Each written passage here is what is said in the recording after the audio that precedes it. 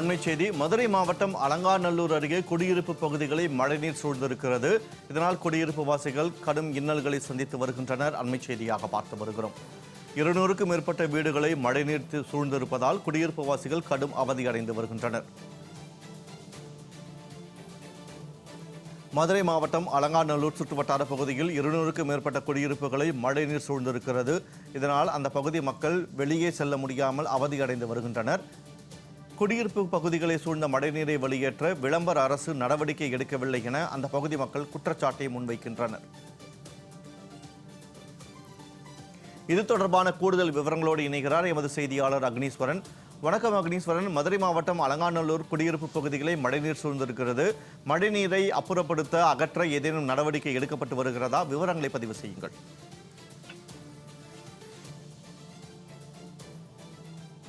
சின்ன இளந்தகுளம் பகுதியில் கடந்த சில ஆண்டுகளுக்கு முன்பு முதலமைச்சர் பெயரில் கட்டப்பட்ட விளையாட்டு அரங்கத்திற்குள் மழைநீர் புகுந்ததால் பொதுமக்கள் மாணவர்கள் கடும் சிரமத்திற்கு ஆளாகி வருகின்றனர்.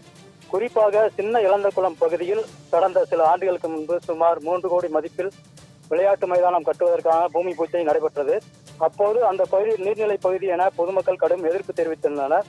ஆனால் பொதுமக்களின் கடும் எதிர்ப்பையை மீறி அப்போது அந்த விளையாட்டு அரங்கம் கட்டப்பட்டது.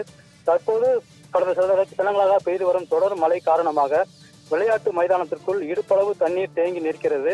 இந்த நிலையில் தண்ணீர் அருகில் உள்ள குடியிருப்பு பகுதிகளுக்கும் புகுந்து பொதுமக்கள் பல்வேறு சிரமங்களுக்கு ஆளாகி வருகின்றனர். குறிப்பாக விளையாட்டு மைதானம் கேட்பாரற்று பயனற்ற நிலையில் இருப்பதாக பொதுமக்கள் தொடர்ந்து புகார் தெரிவித்து வருகின்றனர். நேற்று இரவு பெய்த தொடர் மழை காரணமாக விளையாட்டு மைதானத்தில் இடுப்பளவு தண்ணீர் தேங்கி நிற்கிறது. தண்ணீரை வெளியேற்ற முடியாமல் கடும் சிரமத்திற்கு ஆளாகி வருகின்றனர் பணியாளர்கள்.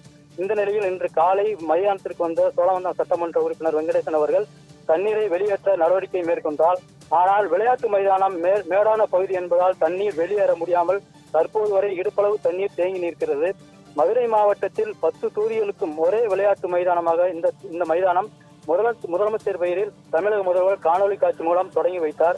ஆனால் தொடங்கி வைத்த நாள் முதல் மாணவர்கள் இளைஞர்களுக்கு எந்த பிரயோஜனம் இல்லாமல் இந்த விளையாட்டு மைதானம் இருப்பதாக குற்றச்சாட்டு கூறுகின்றனர்.